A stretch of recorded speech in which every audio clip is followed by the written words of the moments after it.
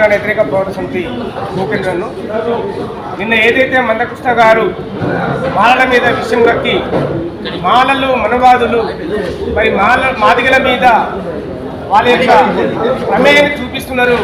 మరి మాదిగలకు న్యాయం జరగకుండా వీళ్ళు ఎస్సీ వర్గీకరణ లక్ష్యాన్ని అడ్డుకుంటున్నారనే విషయాన్ని మేము తీవ్రంగా ఖండిస్తున్నాం.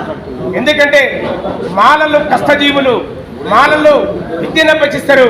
మరి అన్ని కులాలను కలుపుకొని ఎస్సీ ఎస్టీ బీసీ మైనారిటీలను కలుపుకొని మరి ఏదైతే ఒక సాంఘిక ఉద్యమం కానివ్వండి, ఒక రాజకీయ ఉద్యమం కానివ్వండి, ఏదైతే ఒక తెలంగాణ రాష్ట్ర ఉద్యమంలో కూడా ముందంజలో ఉండి పెద్దల పాత్ర పోషించినటువంటి మాలలను ఈరోజు మనవాదులు అనడము తీవ్రంగా ఖండిస్తున్నాం. మందకృష్ణ మాదిగ మాటలను ఎందుకంటే మేము ఎప్పుడు కూడా మేము ఎవరికి వ్యతిరేకం కాదు. మరి ఈరోజు ఎస్సీ వర్గీకరణ అంశము రాజ్యాంగానికి విరుద్ధము, ఆర్టికల్ 341కు విరుద్ధంగా ఉన్నది. కాబట్టి ఏదైతే సుప్రీంకోర్టు తీర్పు ఇచ్చిందో ఆ తీర్పును మేము తీవ్రంగా ఖండిస్తున్నాం. ఆ తీర్పును వెనక్కి తీసుకోవాలి. ఆ తీర్పులో ఉన్నటువంటి విషయాలను మరి పునః పరీక్షించాలి. ఏదైతే సుప్రీంకోర్టు తీర్పు ఇచ్చిందో మరి గతంలో కూడా 2004లో సుప్రీంకోర్టు ఇచ్చిన తీర్పును ఎందుకు గౌరవించలేదు అని చెప్పేసి మందకృష్ణ మాదిగ నేను ప్రశ్నిస్తున్నాను.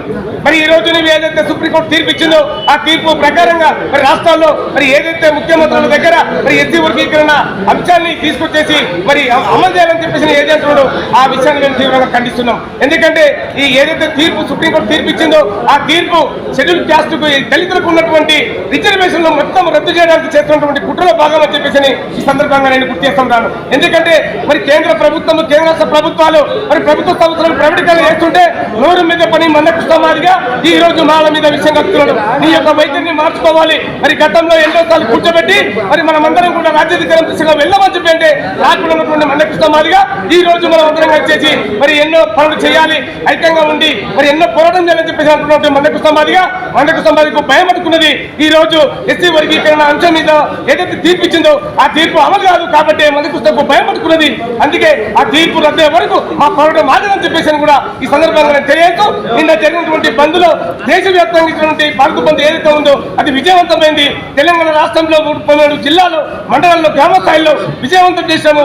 ముందు ఇంకా విజయవంతం. మేము ఎస్సీ వర్గీకరణ అంశాన్ని ఏదైతే రద్దయ్యే వరకు మా యొక్క పోరాటం ఆగదు. అన్ని వర్గాలతో, అన్ని ప్రజలను, అన్ని రాజకీయ పార్టీలను కలుపుకొని మేము అది రద్దయ్యే వరకు మా పోరాటం ఆగదని చెప్పేసి కూడా ఈ సందర్భంగా తెలియచ్చు. మరి మానవ మీద విషయం కాకపోతే మందకృష్ణ మాదిగ ఖబర్దార్ బిడ్డ అని చెప్పేసి సందర్భంగా తెలుస్తున్నాం. జై